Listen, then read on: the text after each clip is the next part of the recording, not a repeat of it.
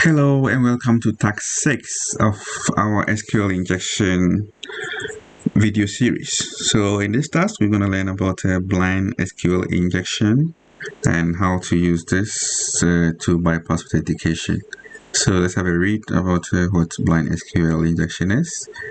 We have, unlike inbound SQL injection, that was what we actually did in the last task, where we can see the results of our attack directly on the screen. Blind SQLi is when we get little or no feedback to confirm whether our injected queries were in fact successful or not. This is because the error messages have been disabled, but the injection still works regardless. It might surprise you that all we need is that little bit of feedback to successfully enumerate a whole database. So that's about a blind SQL injection. You don't get to see the output or see what error messages are returned from the database. And okay, so we have authentication bypass. One of the most straightforward blind SQLi technique is when bypassing authentication methods such as login forms.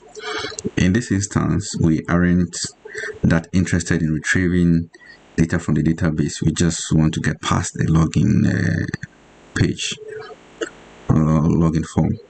So login forms that are connected to a database of users are often developed in such a way that the web application isn't interested in the content of username and password, but more in whether the two make a matching pair in the user's table. So in basic terms, the web application is accessing the database. Do you have a user with username Bob and password Bob123? The database replies with a true or false, yes or no, and depending on that answer, dictates whether the web application lets you proceed or not. That is, it authenticates you into the application. And now, taking the above information into account, it's necessary to enumerate a valid username or password. It's unnecessary. So with that being said, you don't really need to enumerate a username or password pair. You just need to create a database query that replies with a true or false, yes or no response. All right, and that should be enough to get us past login pages if the page is actually vulnerable. So we're gonna go into the practical bit of it, and then we try to see how we exploit blind SQL injection using that to bypass authentication. So here, our mock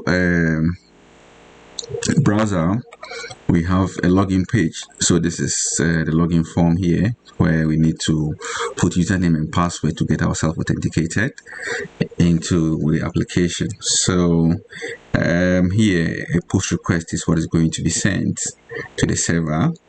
So in this case, we cannot do anything on the URL,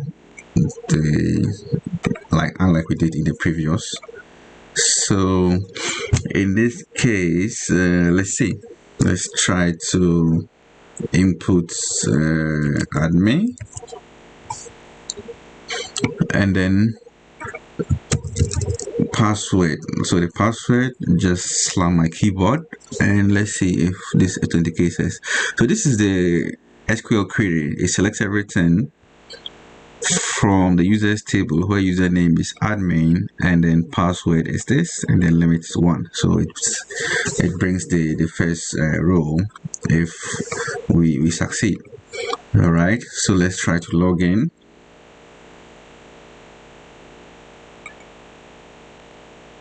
Yeah, so no results found.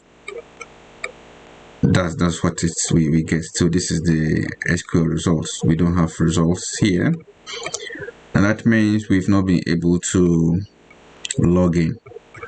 All right, and then what we need to do now is try to bypass authentication, but we are not getting any error messages. Okay, but we can see how the SQL query is crafted. So we can see that anything we put here, the first input box, so the text goes to the username, and then what we put here goes to the password. So we can try to break out of this particular username. So instead of putting, you can put anything. So we can say X, and then let's say X, and then so it means the username is X, and then we can say or 1 is equal to 1, and then we can end the statement. All right, so what we are trying to say is that it should get us anything from the user from the user's database where the username is equal to X or 1 is equal to 1, which is always going to be a true statement. So 1 is always going to be equal to 1. So the login page is designed to proceed if we get a true answer. All right, so 1 is equal to 1 is going to give us a true answer irrespective of what the username is. And then we have also bypassed the password, like we've ended the statement, so it's not going to go to the password side.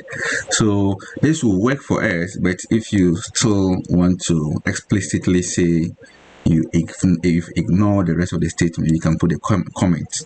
All right, so let's see if this will authenticate us into the web page.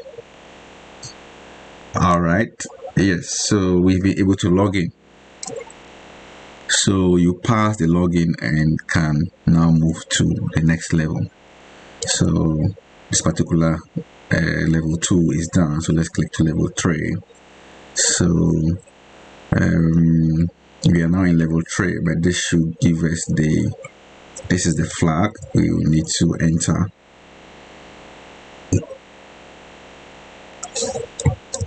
to complete this particular task. Yeah, so we are done with this task. So we'll move on to the next task, which is task 7 in the next video. Thank you.